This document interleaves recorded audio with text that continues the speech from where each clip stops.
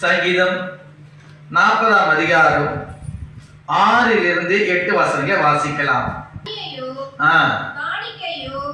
நீர் விரும்பாமல் என் செவிகளை திறந்தி சர்வாங்க தகன பலியும் பாவ நிவாரண பலியும் நீர் கேட்கவில்லை. அப்பொழுது நான் இதோ வருகிறேன். இதோ வருகிறேன்.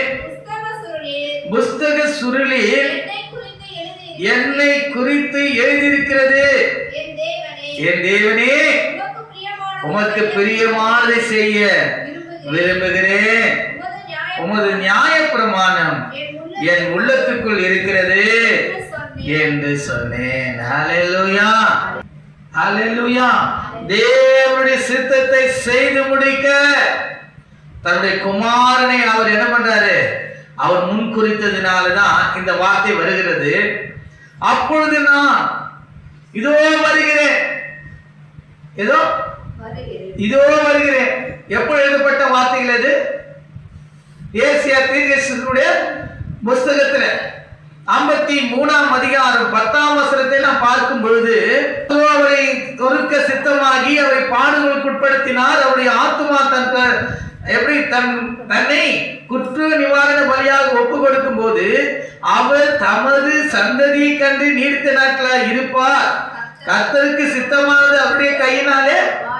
அப்ப பாருங்க, பிதாவாகிய தேவன் குமாரனை குறித்த ஒரு நோக்கத்தை அவர் முன்பாக அவர் என்ன பண்றாரு? தீர்க்க தரிசனை கொண்டு எழுதின வார்த்தை நிறைவேறும்படியாக இங்கே நாம் பார்க்கும் பொழுது இது ஒரு தீர்க்க தரிசனான வசனங்கள் தான். நான் இதோ வருகிறேன். நான் இதோ வருகிறேன். புஸ்தக சுருளில் என்னை குறித்து எழுதியிருக்கிறது. புஸ்தக சுருளில் என்னை குறித்து எழுதியிருக்கிறது. என் தேவனே, உமக்கு பிரியமானது செய்ய விரும்புகிறேன். ஹல்லேலூயா. இதனால்தான் சொல்லுது, அவர் தமது சந்ததியை கண்டு நீடித்த நாட்களாக இருப்பார். கர்த்தருக்கு சித்தமானது அவர் கையினாலே வாய்க்கும். ஹல்லேலூயா. பிதாவாகிய தேவனுடைய விருப்பத்தை, சித்தத்தை குமாரனாகிய இயேசு கிறிஸ்து செய்ய முன் வருகிறார். அதான் சொல்ல முடியுமா? யாரா சொல்ல முடியுமா? பாருங்க, தன்னுடைய குமாரனை மரணத்துக்கு ஒப்பு கொடுக்க முடியுமா? ஹல்லேலூயா. நம்ம எல்லாம் பிசாசினுடைய அடிமைத்தனத்திலிருந்து, பாவத்தினுடைய அடிமைத்தனத்திலிருந்து தேவன் நம்மை மீட்டெடுக்க தன்னுடைய குமாரனை நமக்காக அனுப்பினார்.